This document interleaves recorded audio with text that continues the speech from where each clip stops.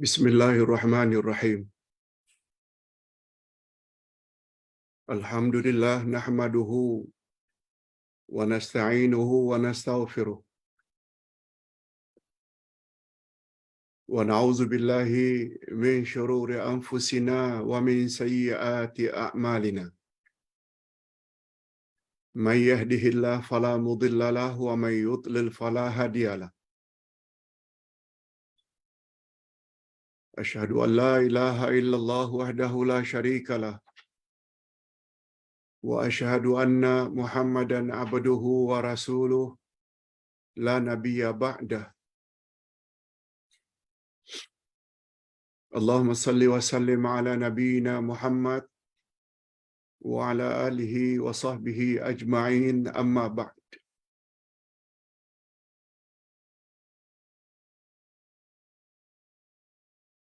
Hadirin dan hadirat serta para pemirsa yang saya hormati, Assalamualaikum warahmatullahi wabarakatuh. Alhamdulillah, kita bersyukur kehadirat Allah Azza wa Jalla. Berkat taufiknya kita dapat mengulangi kembali pelajaran Al-Asma'ul Husna dari awal.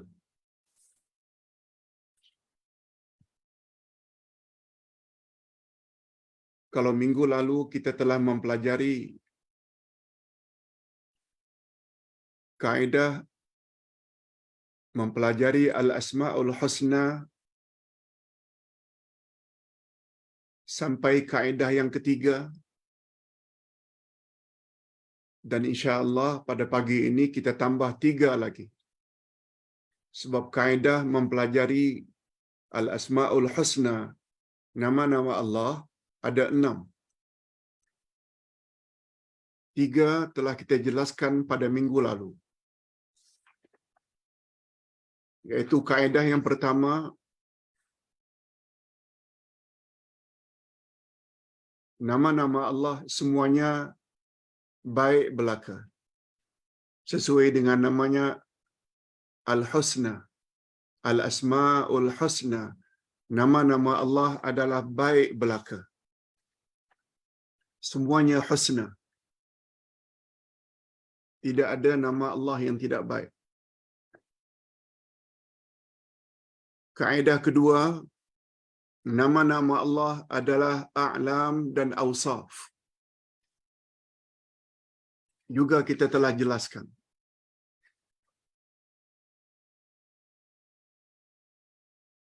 Ustaz tidak bercadang untuk mengulanginya lagi.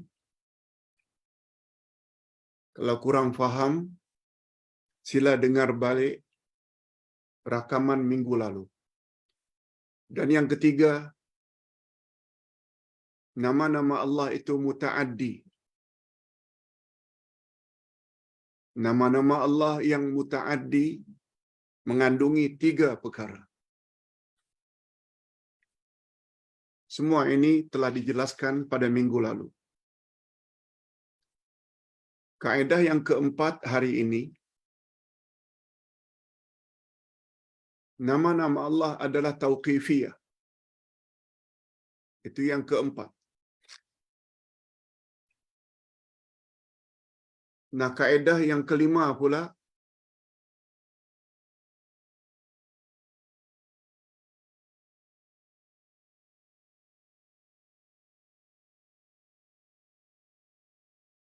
nama-nama Allah Al-Asma'ul Husna tidak ada batasannya.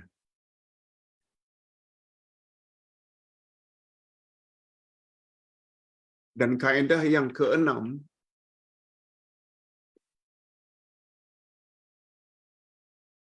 larangan ilhad terhadap nama-nama Allah. Apa penjelasannya? Berikut ini penjelasannya 3 kaedah yang terakhir ini.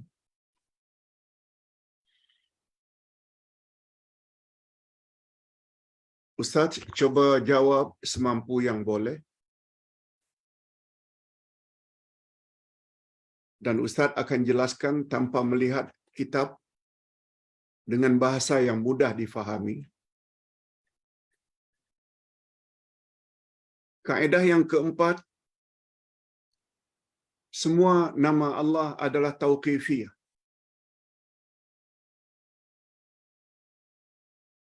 Maksudnya, semua nama Allah terhenti dari kata waqaf. Waqaf kan terhenti.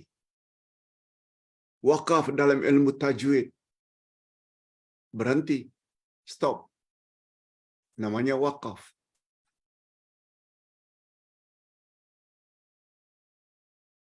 Sesuatu yang kita wakafkan, dia terhenti. Tidak boleh dijual beli. Itu namanya waqaf.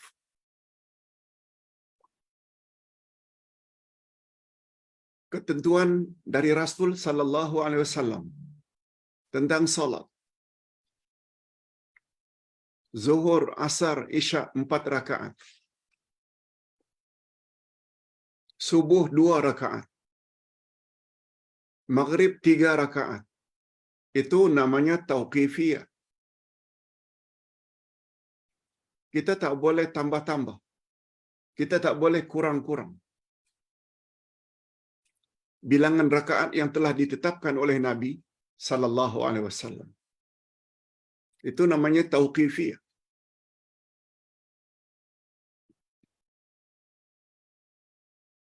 Kita tidak boleh karena ingin mendapat ganjaran yang banyak, lalu kita salat subuh sampai 8 rakaat. Tak boleh. Sebab dia sudah terhenti. Dah buat salat maghrib umpamanya 6 rakaat, tak boleh. Buat salat maghrib 2 rakaat juga tak boleh. Itu maknanya tauqifiyah. Nah, bila berbalik kepada nama-nama Allah semuanya tauqifiyah, maknanya rujukan atau referensi nama-nama Allah dari 2 sumber saja. Pertama, nama-nama Allah yang ada dalam Quran. Yang kedua, atau nama-nama Allah yang datang daripada hadis Nabi sallallahu alaihi wasallam. Sebab Nabi bila bercakap berdasarkan wahyu. Oleh sebab itu, kita sebagai umat manusia biasa tak boleh reka-reka nama baru untuk Allah. Walaupun menurut pandangan kita bagus, tak boleh. Itu yang dimaksudkan dengan tauqifiyah.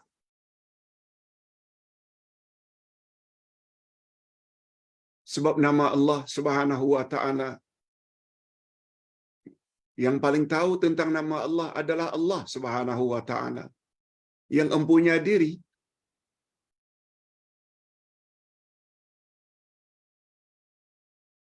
Kalaupun ada insan yang paling tahu tentang nama-nama Allah adalah Rasulullah. Sebab para rasul, terutama Nabi Muhammad sallallahu alaihi wasallam, mendapat wahyu. Sebagaimana firman Allah pada ayat 3 dan 4 surat An-Najmi. A'udzubillahi minasyaitonir rajim. Wa ma yantiqu 'anil hawa in huwa illa wahyu yuha. Tidaklah Nabi Muhammad itu bercakap berdasarkan hawa nafsunya, tidak. Tapi semua percakapan Nabi adalah wahyu. An-Najmi 3 dan 4.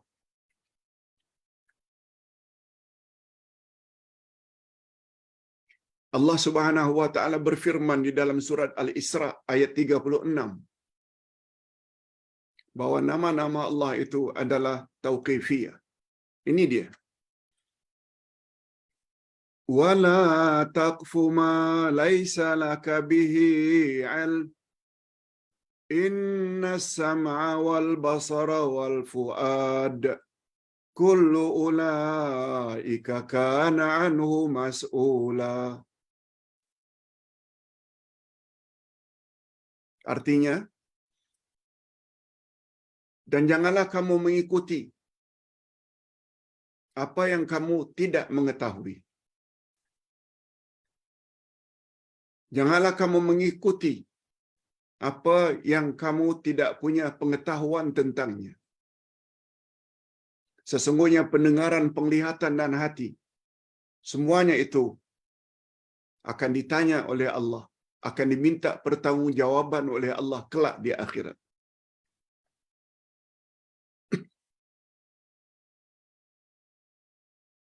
Ditambah pula ayat yang lain, Al-A'raf 33. Allah berfirman bahwa nama Allah itu tauqifiyah. Qul innama harrama rabbiyal fawahisha ma zahara minha wa ma batan wal isma wal baghya bighairil haqq wa an tusyriku billah ma lam yunazzil bihi sultana wa an taqulu 'ala Allah ma la ta'lamun. Katakanlah hai Muhammad, Tuhanku hanya mengharamkan perbuatan yang keji, al-fawahish, baik yang nampak ataupun yang tersembunyi, dan perbuatan dosa, melanggar hak manusia tanpa alasan yang benar. Semua itu dilarang oleh Allah. Allah juga mengharamkan mempersekutukan Allah dengan sesuatu yang Allah tidak menurunkan hujjah untuk itu. Maknanya jangan buat syirik. Dan terakhir, Allah juga mengharamkan mengada-adakan terhadap Allah apa yang kamu tidak ketahui. Itu sebabnya apa yang ada dalam Quran dan Sunnah, katakan saja sami'na wa ata'na.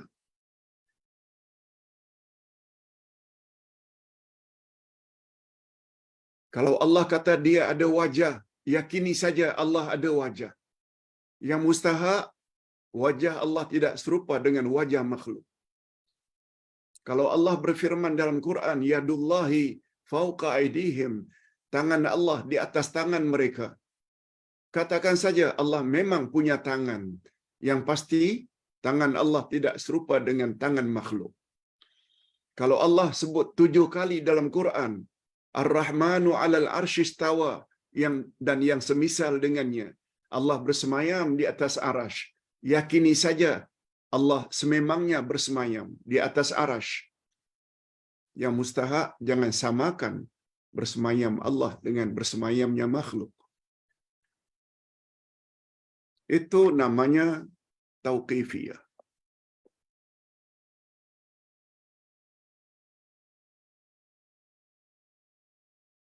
Kalau Rasulullah sallallahu alaihi wasallam katakan salat subuh 2 rakaat, sampai hari kiamat subuh tetap 2 rakaat.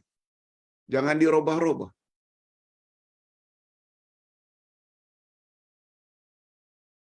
Kalau Nabi Muhammad sallallahu alaihi wasallam atas arahan Allah agar naik haji ke Mekah,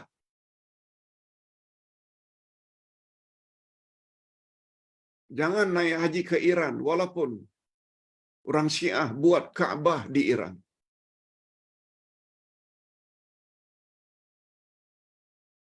Kalau Nabi Muhammad sallallahu alaihi wasallam dah tetapkan dalam beribadat haji, wukuf mesti di Arafah, mesti di Arafah, tak boleh tempat lain. Sa'i antara Safa dan Marwah mesti, itu tauqifiyah. Itu sebabnya ustaz dan ustaz-ustaz sunnah kita semua sependapat dalam bab beribadat. Khasnya ibadat khusus, salat, puasa, zakat, haji, umrah, mesti ikut exactly macam yang diajar oleh Nabi Muhammad sallallahu alaihi wasallam. Jangan tambah, jangan kurang. Kalau Nabi katakan tawaf itu 7 kali pusingan, 7 kali. Kalau Rasulullah sallallahu alaihi wasallam telah tetapkan melontar jamarat itu setiap jamarat 7 biji batu. Sebesar mana batunya? Exactly buat macam itu. Jangan reka-reka.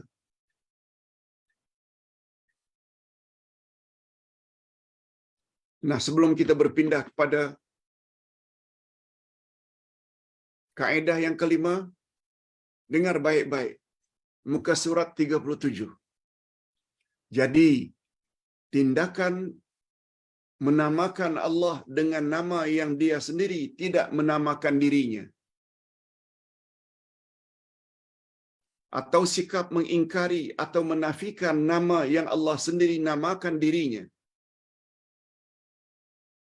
adalah suatu tindakan jenayah ke atas hak Allah. Oleh itu, sebagai tanda adab kita kepadanya, sebagai tanda adab kita terhadap Allah, kita wajib membatasi nama-nama Allah kepada apa yang warid, yang datang dari nas-nas Al-Quran dan nas-nas hadis yang sahih sahaja.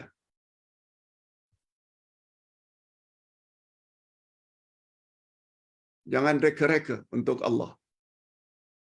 Itu sebabnya kaedah atau panduan mempelajari nama-nama Allah ada 3 agar selamat. Pertama, yakini Allah Maha Ghaib. Dia ada tapi kita tak nampak. Itu maknanya. Itu panduan yang pertama. Yang kedua, panduan yang kedua, yang paling tahu tentang nama Allah adalah Allah itu sendiri. Itu sebabnya apa saja yang Allah sebutkan tentang namanya dalam Al-Quran, yakini saja, tetapkan saja. Kalau dia katakan dia ada wajah, dia ada tangan, yakini saja dia ada wajah, dia ada tangan. Kalau Allah katakan dia bersemayam di atas arash, katakan saja Allah bersemayam di atas arash. Apa sebab? Sebab yang empunya diri lebih tahu tentang dirinya. Dan ketiga, panduannya, insan yang paling tahu tentang Allah, nama Allah, sifat Allah adalah Nabi Muhammad sallallahu alaihi wasallam, sebab beliau terima wahyu. Itu sebabnya kalau Nabi Muhammad dalam hadis sahih riwayat Imam Bukhari menyebut Allah turun ke langit dunia pada sepertiga akhir malam.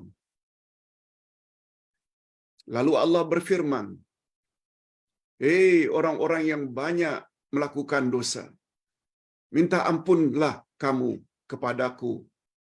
Niscaya aku akan ampunkan dosa-dosa kamu. Hei hamba-hambaku yang punya hajat,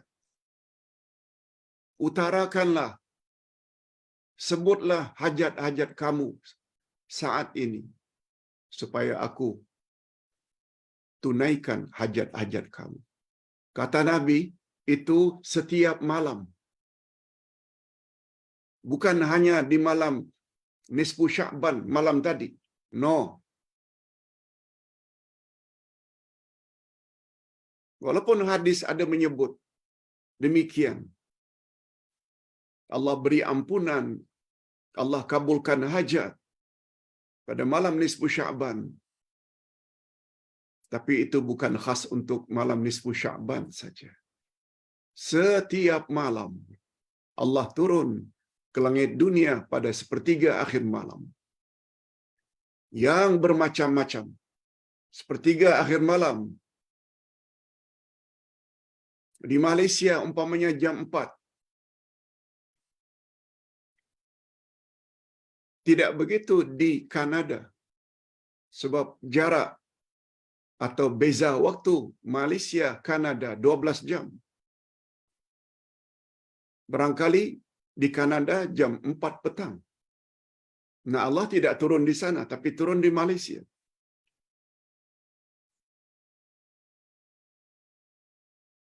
Ini bagi orang yang muskil. Adakah amal-amal khas di malam nisfu Sya'ban, Pak Ustaz? Jawabnya tidak ada. Minta ampun ke, mohon hajat ke, buat malam nisfu Sya'ban sebagaimana yang kita buat pada malam-malam yang lain. Okey. Itu panduan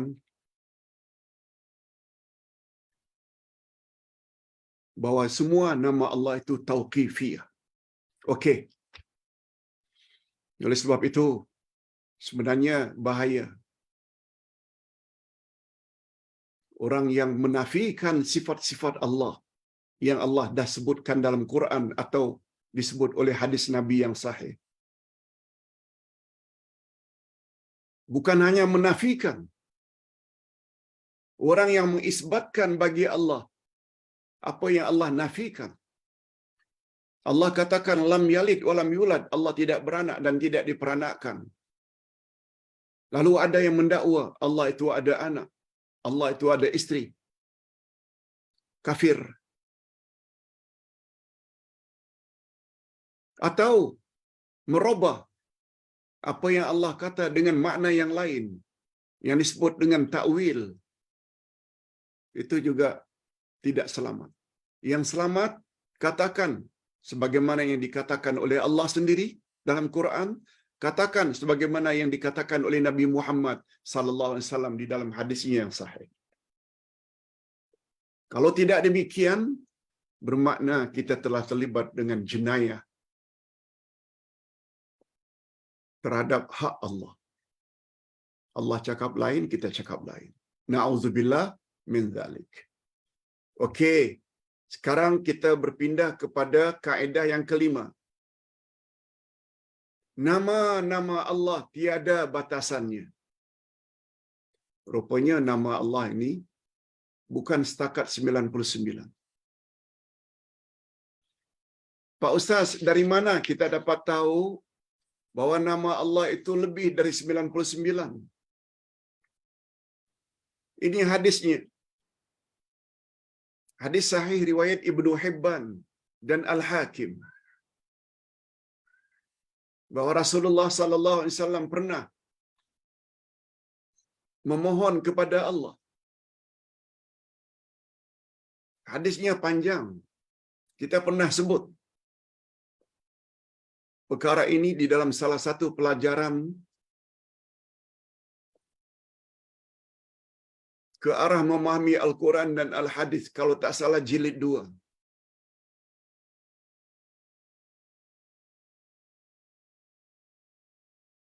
Antara lain Nabi berdoa kepada Allah. Dan doa ini juga bagus kita ikut. Apa kata Nabi? As'aluka bikulli ismin huwa lak sammaita bihi nafsak au anzaltahu fi kitabik au 'allamtahu ahadan min khalqik au ista'tharta bihi fi 'ilmil ghaibi 'indak.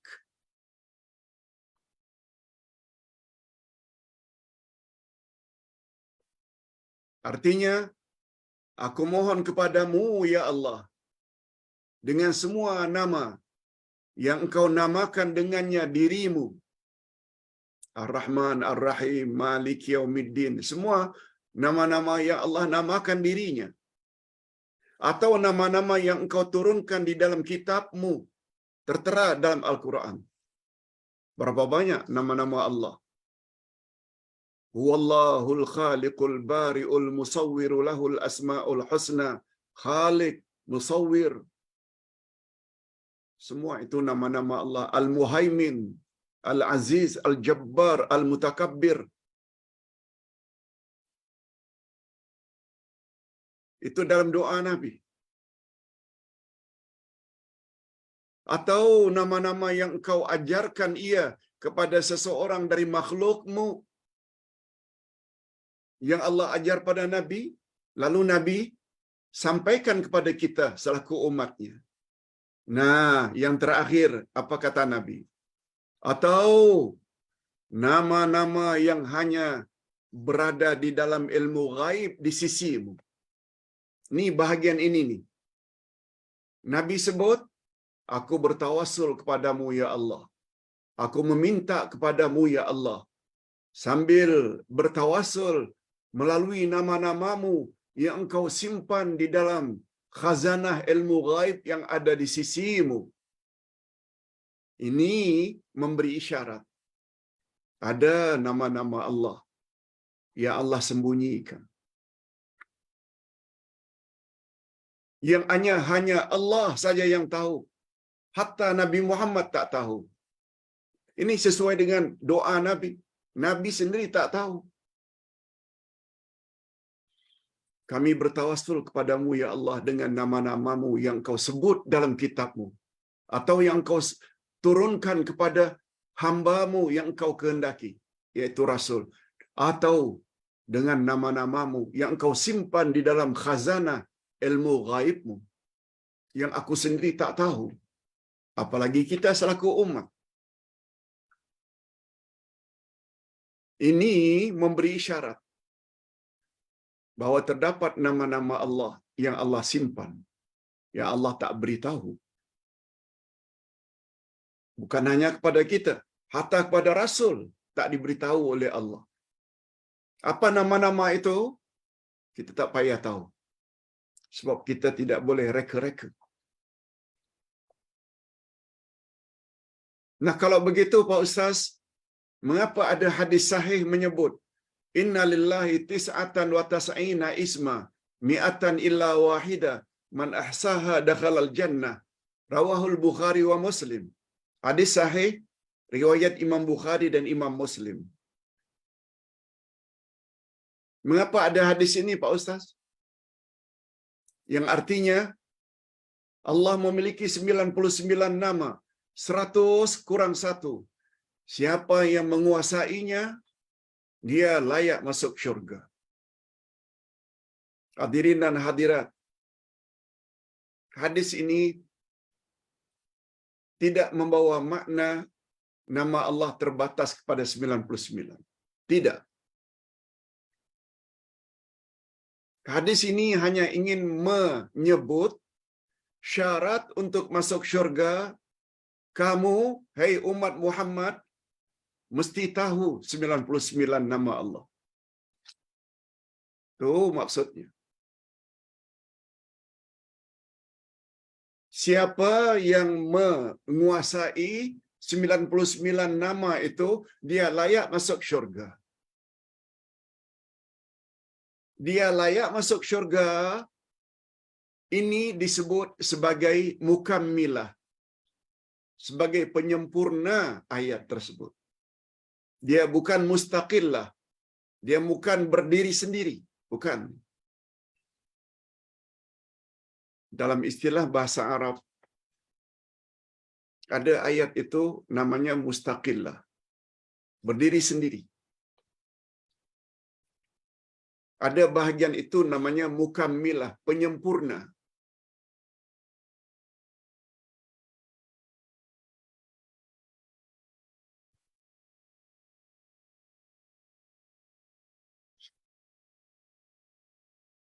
Saya makan. Itu tidak sempurna tanpa menyebut makan apa. Saya makan pisang. Saya makan delima. Saya makan apple. Baru sempurna. Apple, delima, dia tidak berdiri sendiri. Dia namanya mukammilah, penyempurna bagi ayat. Saya pergi Batam. Tak sempurna. Saya pergi Batam minggu hadapan. Dan minggu hadapan itu penyempurna.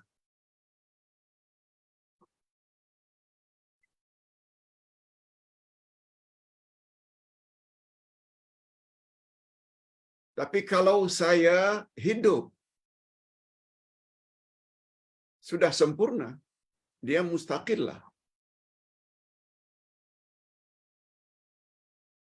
Maknanya saya tidak mati.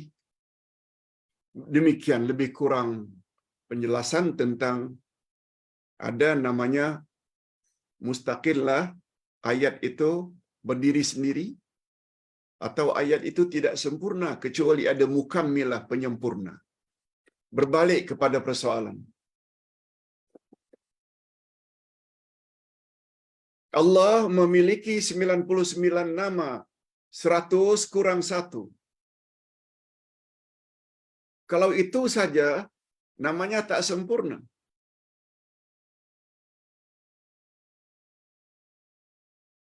Kecuali ditambah, siapa yang menguasainya, 99 nama Allah, dia layak masuk syurga. Siapa yang menguasainya, yaitu mengetahui 99 nama. Yang kedua, memahami makna setiap nama. Dan yang ketiga, dia berdoa dengan nama-nama itu. Itu maknanya siapa yang menguasai. Mengetahui, bukan hafal ya, mengetahui 99 nama itu, bilangannya, memahami maknanya, berdoa dengan nama-nama itu, dia layak masuk syurga.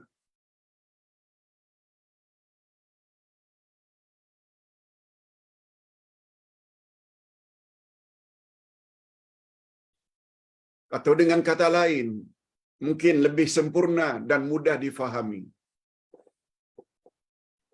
Ayat itu menjadi tidak sempurna kalau sekedar diterjemahkan.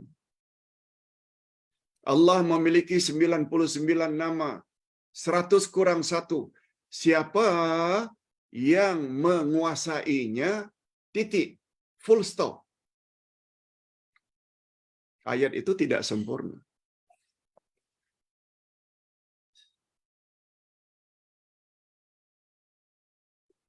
Allah memiliki 99 nama, 100 kurang 1. Siapa yang memilikinya, siapa yang menguasainya, lalu titik. Ayat itu tergantung. Ayat itu tergantung. Barulah sempurna kalau ditambah dakhalal jannah. Allah memiliki 99 nama, 100 kurang 1. Siapa yang memilikinya dalam jumlah itu, dia layak masuk syurga. Nah, dia layak masuk syurga itu namanya mukammilah.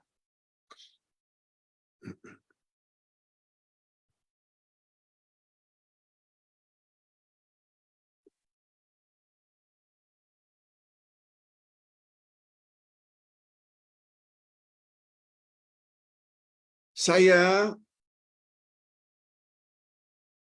memiliki duit 1.000 ringgit.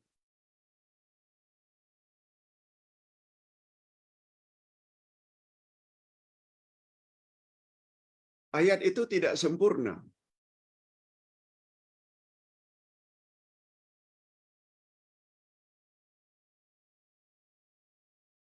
Kecuali jika disambung, yang saya peruntukkan untuk saya dermakan untuk rumah anak yatim.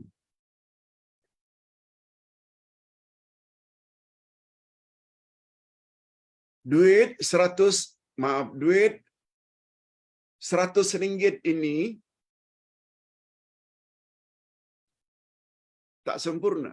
Duit 100 ringgit yang saya miliki ini full stop, tak sempurna.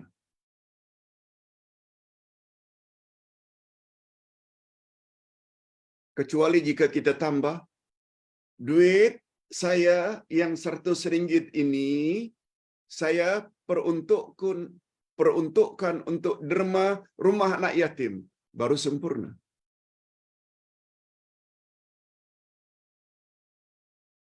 Kalau kita katakan duit 100 ringgit ini, saya peruntukkan untuk saya derma rumah anak yatim, betul tak? Itu tidak bermakna. Duit kita hanya 100 ringgit. Yang 100 ringgit itu yang saya peruntukkan untuk derma rumah anak yatim. Itu tidak bermakna kita hanya ada duit RM100. Ada lagi duit kita di rumah. Ada lagi duit yang kita simpan di bank. Macam itulah lebih kurang. Allah memiliki 99 nama. 100 kurang 1. Siapa yang menguasai nama-nama Allah dalam jumlah tersebut, 99, dia layak masuk syurga. Ia hanya memberi isyarat untuk layak masuk syurga, anda mesti kuasai 99 nama Allah. Dan itu tidak bermakna nama-nama Allah hanya ada 99. 99 tersebut syarat untuk anda masuk ke dalam syurga. Ini yang Ustaz selalu sebut. Di sinilah perlunya kita belajar Al-Asma'ul Husna dalam jumlah 99 ini. Daripada nama Allah, Allah, Ar-Rahman, Ar-Rahim, sampai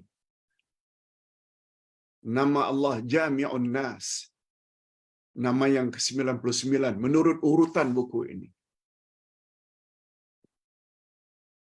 Tidak semestinya hafal. Tapi bila ditanya, betul tak Allah mempunyai nama Al-Jabbar? Yes. Betul tak Allah punya nama Al-Muhaimin? Betul. Betul tak nama Allah Mutakabbir? Betul. Itu pun dah cukup. Tapi mesti bilangannya 99. Yes. Mudah-mudahan jemaah dapat memahami.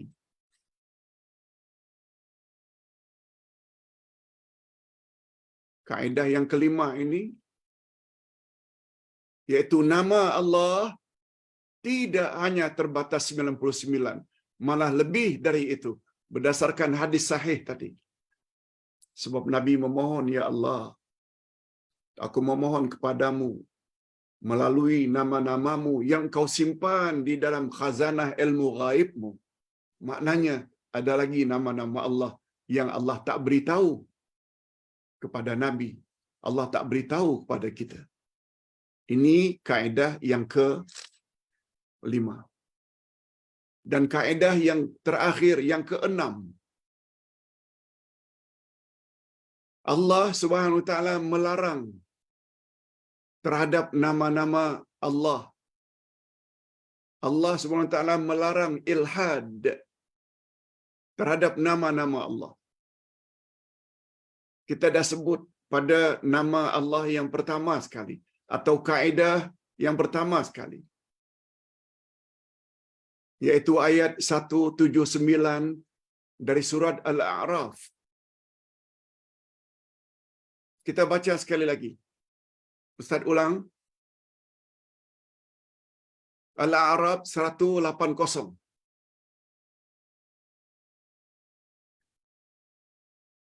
Walillahil asma'ul husna fad'uuhu biha wa dharul ladzina yulhiduna fi asma'ih sayujzauna ma kanu ya'malun. Allah memiliki al-asma'ul husna. Oleh sebab itu panggillah Allah dengan menyebut nama-namanya tersebut. Ya Rahman, Ya Rahim, Ya Aziz, Ya Razzaq, Ya Jabbar, Ya Muhaimin. Itu maksudnya.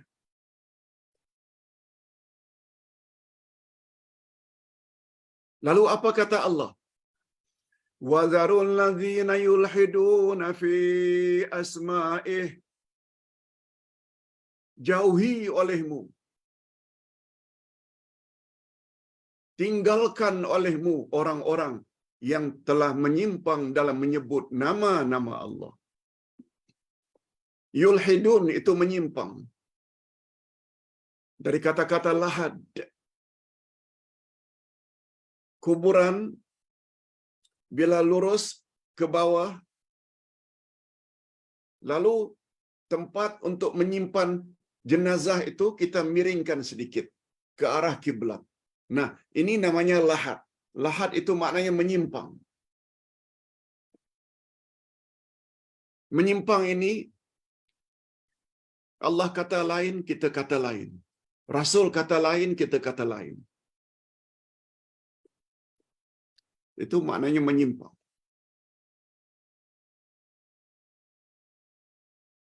Itu namanya ilhad.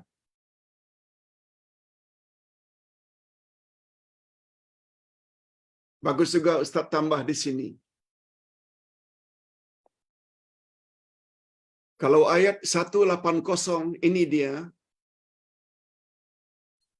apa ayat sebelumnya Pak Ustaz? Ayat 179 Al-A'raf. Sebab ayat demi ayat itu dia ada kronologis, kesinambungan jalan cerita.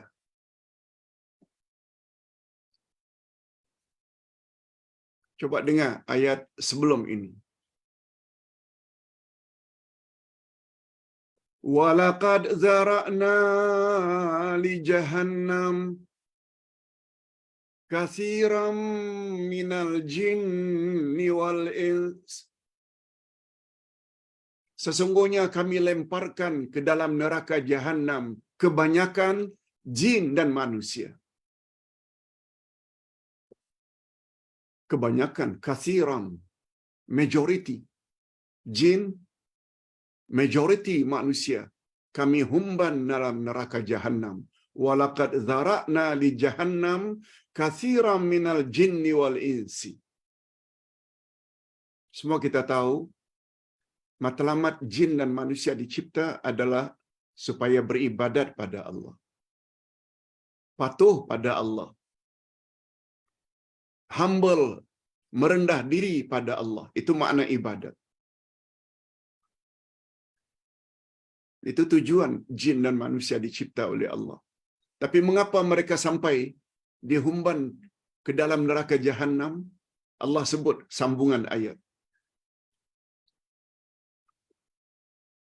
Lahum qulubun la yafqahuna biha. Mereka punya hati, mereka punya akal, tak mau gunakan akal. Tak syukuri nikmat akal. Walahum adhanun la yasma'una biha. Mereka ada telinga tapi tidak syukuri nikmat pendengaran. Tak mau dengar ceramah-ceramah agama. Tak mau dengar nasihat. Tak mau dengar tazkirah. Telinga ada. Walahum a'yunun la yubsiruna biha. Mereka ada mata tapi tidak mau syukuri nikmat penglihatan. Lalu apa kata Allah? Insan seperti itu yang bakal dihumban dalam api neraka Jahannam. Ulaika kal an'ami bal hum adall. Mereka tak ubahnya bagaikan binatang yang berkaki empat, bahkan lebih sesat dari binatang. An'am itu binatang-binatang biasanya untuk tujuan korban. Kambing, lembu, unta, itu an'am. Allah kata, manusia yang ada akal tak mau fikir, tidak syukuri. Ada telinga, tidak mau dengar nasihat, panduan-panduan agama. Termasuk tak mau dengar pelajaran Al-Asma'ul Husna. Tak mau dengar pelajaran akidah. Tak mau dengar tafsir Al-Quran. Telinga ada. Ada mata, tak mau lihat kebesaran Allah. Mereka tak ubahnya bagaikan binatang, malah lebih sesat dari binatang.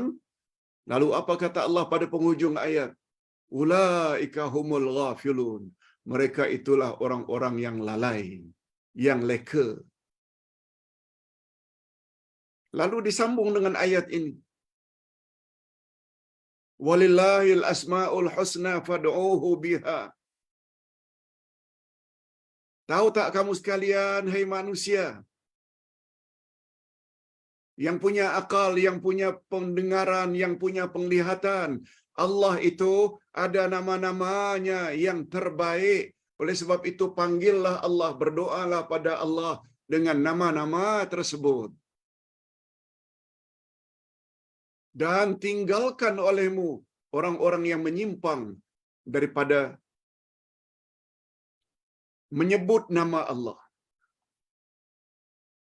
Allah kata lain, dia kata lain.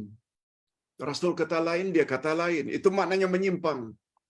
Lalu apa kata Allah pada penghujung ayat? Sayujzauna ma kanu ya'malun. Mereka kelak akan disiksa oleh Allah terhadap apa yang mereka telah lakukan itu. Itu sebabnya tak cari guru untuk mengajar al-asma'ul husna, perlu seleksi. Sebab kita dah sebut pada permulaan lagi minggu lalu.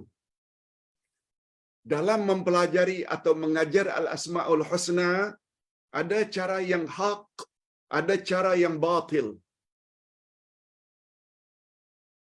Ustaz Uday tulis buku ini.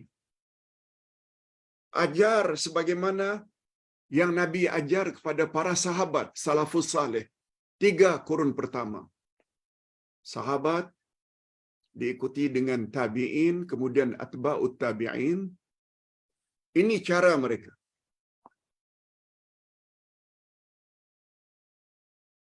Sebagaimana yang Allah sebut, itu namanya, sifatnya macam itu, exactly wajib kita yakini.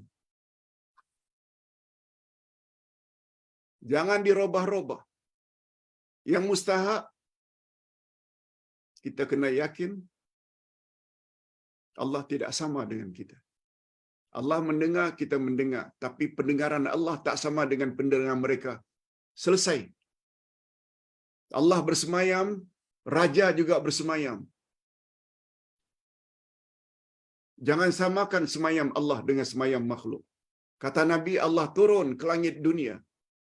Kita juga turun. Lift ke tangga, tapi tak sama cara kita turun dengan cara turunnya Allah. Tapi tetap, Allah itu memang turun.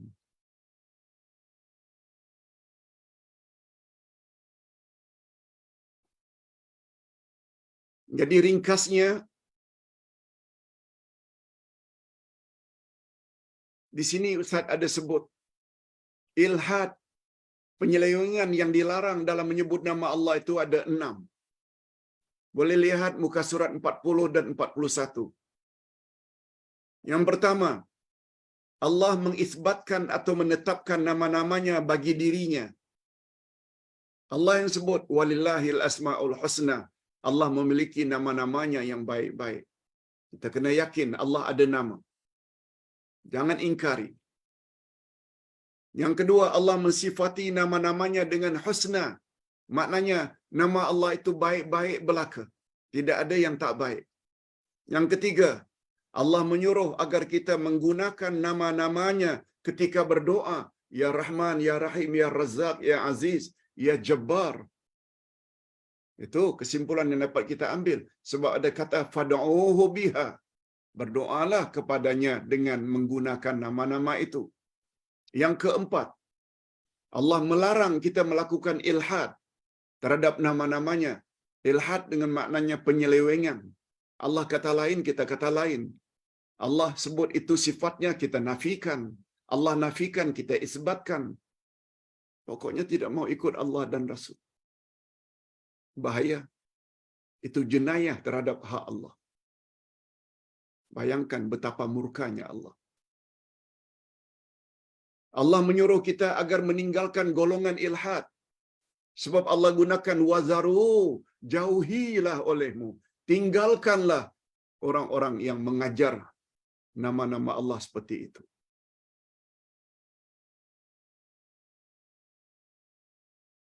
Jangan join. Jangan join puak-puak itu. Lihat kelebihannya bila kita faham ayat-ayat Quran. Masalah yang kita hadapi, kita baca Quran, kita tak faham. Bila tak faham macam mana anda ikut Quran.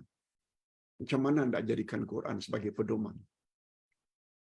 Untunglah ada kelas-kelas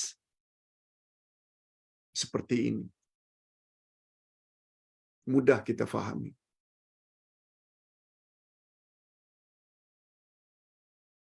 Yang keenam, Allah mengancam akan mengazab siapa yang melakukan ilhad.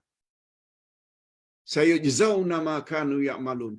Niscaya Allah akan balas dengan siksaan terhadap orang yang ilhad dalam menyebut nama-nama Allah.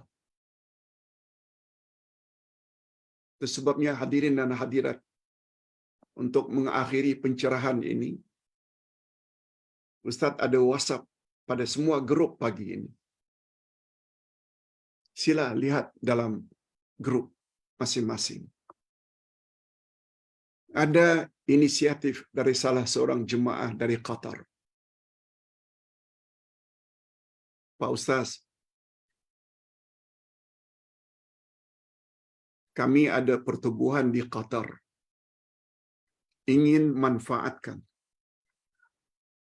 tafsir Al-Fatihah dan Juz Amma keseluruhannya.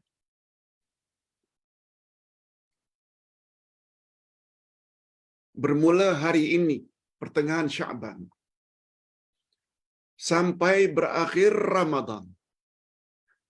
Setiap hari,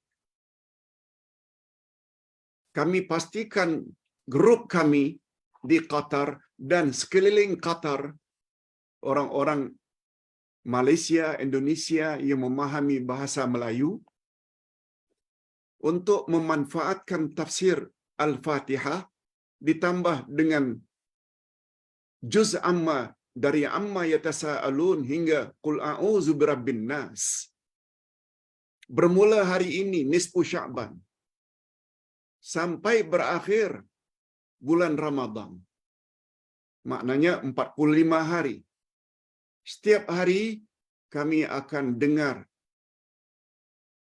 satu demi satu surah Al-Fatihah, kemudian Amma Yatasa'alun, kemudian yang terakhir sekali, yang ke-45. 45 surah tersebut, atau 45 YouTube tersebut, atau video ceramah ustaz tersebut, kami akan dengar setiap hari bermula hari ini 15 Sya'ban. Masuk Ramadan dah 15 hari. Ramadan pula sekitar 29 atau 30 hari. 30 tambah 15, 45. Itulah jumlah surah yang kami perlu tekuni. Mula hari ini hingga berakhirnya bulan Ramadan. Dan saya sudah minta kepada Pak Yusuf yang menyimpan playlist tersebut, dan Pak Yusuf kata ada. Lalu saya share kepada jemaah saya yang ada di Qatar dan sekitarnya. Lalu Ustaz ulas dan harap jemaah Uday di Malaysia, di Indonesia, di Singapura, tak kira di manapun mereka berada, manfaatkan playlist tersebut yang Ustaz dah sertakan di dalam grup. Tekan saja yang biru itu, keluar semua ceramah-ceramah Ustaz sebanyak 45 YouTube, 45 video sejak dari Al-Fatihah, kemudian disambung dengan Amma Yatasa'alun hingga surat An-Nas. Sila manfaatkan. Mudah-mudahan dengan mengamalkannya, menjadi Ramadan kita kali ini mudah-mudahan lebih baik dari Ramadan-Ramadan sebelumnya. Ini sebenarnya yang dimaksudkan dengan tadarus. Tadarus bukan hanya sekedar baca. Tadarus itu berasal dari perkata dars, lesson, pelajaran. Itu sebabnya dari kata dars dipanggil mudarris, yang mengajar. ustaz itu mudarris. Itu sebabnya ada istilah madrasah, yaitu tempat belajar, yaitu sekolah. Semua dari kata dal ra sin. Jadi tadarus mempelajari Al-Quran. Oleh sebab itu, kalau selama ini tadarus hanya baca saja, kita tak nafikan. Juga besar pahalanya. Tapi bila kita buat program seperti ini, selain kita baca surah-surah tertentu setiap hari, mula hari ini, sampai berakhir Ramadan, setiap hari, kita tetapkan satu surah kita baca dan kita fahami tafsirannya. InsyaAllah. Masuk bulan Syawal, kita akan jadi insan yang lebih sempurna daripada sebelumnya. Sebab makna Syawal adalah irtafa', iaitu upgrade. Syawal maknanya irtafa', maknanya peningkatan. Sehingga masuk satu Syawal, kita akan jadi muslim-muslimat yang lebih baik daripada sebelumnya. Mudah-mudahan dapat dimanfaatkan. Hadirin dan hadirat, berikut ini kita akan jawab beberapa soalan. InsyaAllah.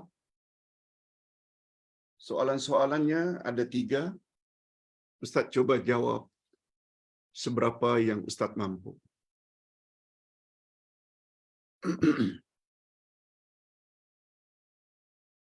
Pak Ustaz,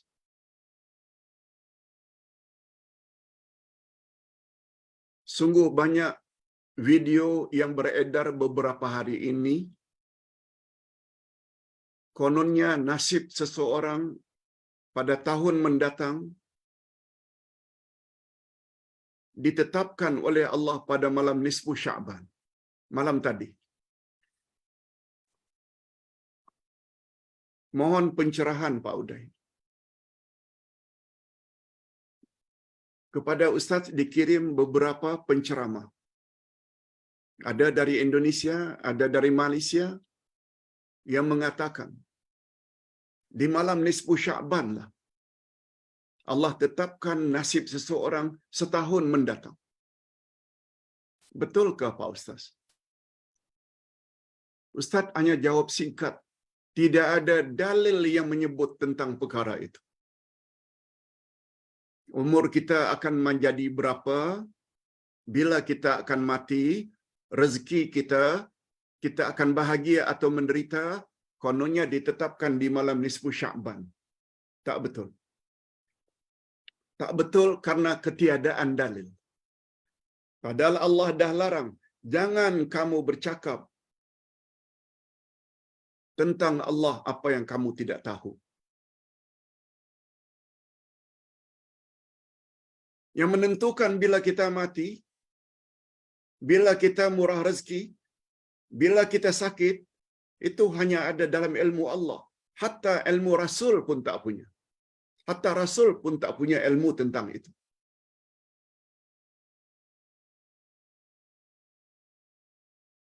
Tetapi apabila kita katakan penentuan itu ditetapkan oleh Allah pada malam Lailatul Qadar, yes, itu ada dalilnya. Sebagaimana kita telah pelajari dalam buku Akidah Jilid 1 tentang penetapan atau penulisan takdir ada 5.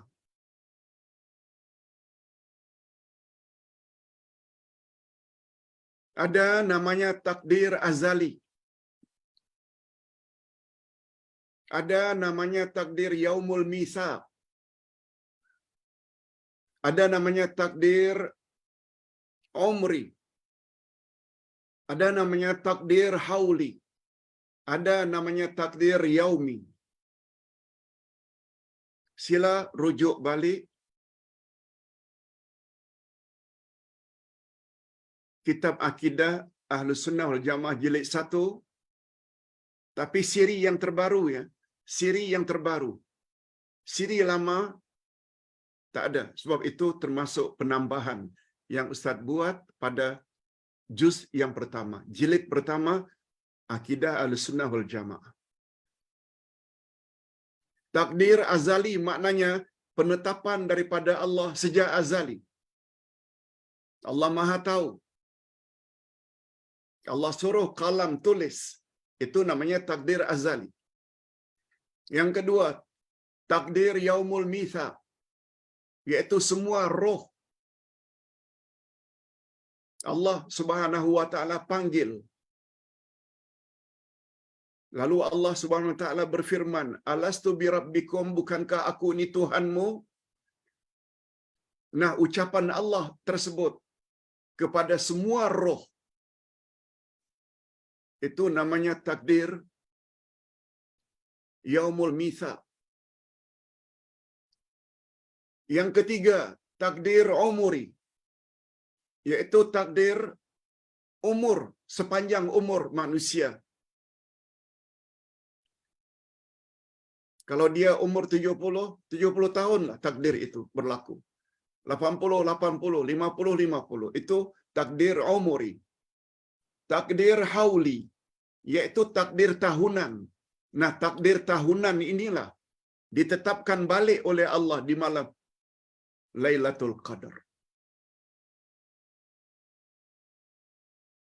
Lailatul Qadri khairum min alfi syahr. Tanazzalul malaikatu war-ruhu fiha biizni rabbihim min kulli amr. Allah tetapkan takdir manusia setahun akan datang di malam Lailatul Qadar, bukan malam nisfu Sya'ban.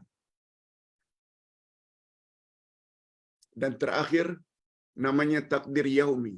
Takdir Allah ditetapkan, takdir yang ditetapkan oleh Allah daily, harian, itu yaumi. Itu penjelasan singkat dari Ustaz tentang tidak ada dalil penetapan takdir manusia setahun mendatang itu di malam nisfu Sya'ban. Soalan yang kedua, sabda Nabi, siapa beritahu berita tentang datangnya bulan Sya'ban, niscaya haram api neraka baginya. Apakah ini hadis sahih, Pak Ustaz? Tidak sahih. Ini tiap tahun, tiap bulan datang saja hadis-hadis macam ini. Ustaz dah jawab lebih dari 5 kali, 7 kali rasanya. Bila masuk saja bulan Rajab, lalu kita beritahu, niscaya kulit kita tidak akan disentuh oleh api neraka. Semuanya itu hadis palsu, kata ulama hadis.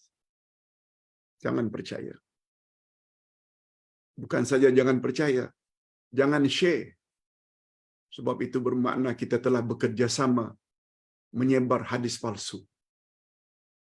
Padahal orang yang menyebar hadis palsu diancam oleh Nabi sallallahu alaihi wasallam dalam hadis sahih mutawatir, man kadzdzaba alayya muta'ammidan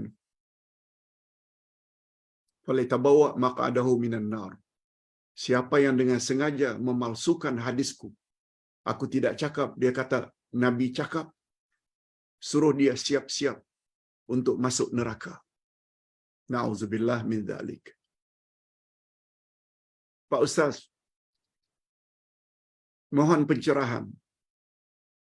Dalam satu hadis disebut, Allah memberi ampunan pada malam nisfu Sya'ban semua hamba-hambanya yang berdosa. Ustaz ulang. Allah memberi ampunan kepada hamba-hambanya terhadap dosa-dosa mereka pada malam nisfu Sya'ban. Kecuali musyrik. Dan yang kedua, musyahid. Yang tak dapat, yang tidak layak mendapat ampunan Allah di malam nisfu Sya'ban, musyrik, orang yang ada buat syirik. Dan yang kedua, orang yang apabila berkelahi, bermusuh-musuhan, pendendam, tidak pemaaf. Dua insan ini tidak layak mendapat ampunan daripada Allah di malam nisfu Sya'ban. Hadis ini sahih.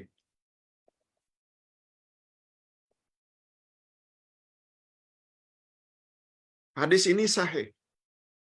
Tapi kita kena ingat.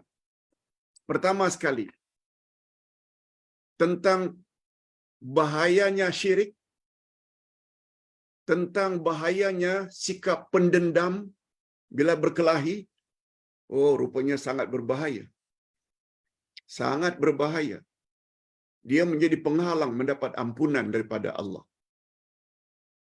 di malam nisfu Sya'ban. Tapi ingat,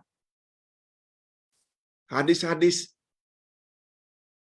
yang sahih yang lain juga banyak menyebut Allah turun pada sepertiga akhir malam. Setiap malam. Allah turun setiap malam dalam setahun. Setiap malam Allah turun ke langit dunia pada sepertiga akhir malam. Lalu Allah berfirman, orang-orang yang banyak dosa, minta ampunlah kepada aku. Niscaya aku akan ampunkan dosa-dosamu. Orang-orang yang punya hajat, sampaikanlah hajat kamu, niscaya aku akan tunaikan.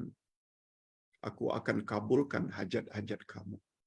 Ini semua berlaku setiap malam. Ini memberi isyarat pengampunan setiap malam itu tidak khas hanya di malam nisfu Sya'ban. Oleh sebab itu, andai kata tadi malam tidak minta ampun pada Allah, jangan terkilan, jangan menyesal. Buat malam ini, buat malam esok, setiap malam. Kita tak nafikan hadis itu hadis sahih, tapi kita mesti faham. Pertama sekali, Allah turun setiap malam. Tidak ada amal-amal zikir-zikir, salat-salat khas di malam nisfu Sya'ban. Tidak ada datang dari Nabi. Tidak ada bacaan-bacaan khas. Dan yang kedua, hadis tersebut memberi isyarat betapa bahayanya orang yang melakukan syirik dan orang yang pendendam tidak suka memaafkan kesalahan orang lain. Mereka terhalang daripada mendapat ampunan daripada Allah. Ustaz kira cukup sampai di sini dulu. Jumpa lagi esok insya-Allah. Tapi ingat ya, malam ini kita ada kelas jam 9.15.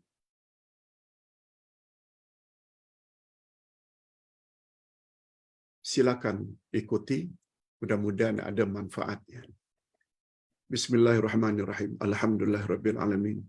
Wassalatu wassalamu ala asyrafil anbiya'i wal mursalin wa ala alihi wa sahbihi ajma'in. Rabbana ighfir lana dzunubana wa liwalidina warhamhum kama rabbawna shighara. Rabbana hab lana min azwajina wa dhurriyyatina qurrata a'yun waj'alna lil muttaqina imama. Rabbana ighfir lana dzunubana wa israfana fi amrina wa tsabbit aqdamana wansurna 'alal qaumil kafirin.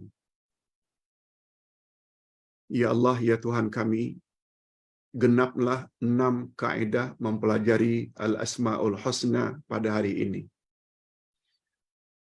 3 kaedah minggu yang lalu dan 3 kaedah lagi pada hari ini, bahwa semua nama Allah adalah tauqifiyah, bahwa nama Allah tidak terbatas hanya 99, dan Allah Subhanahu wa taala melarang kami melakukan ilhad, yaitu penyelewengan dalam mempelajari nama-nama Allah.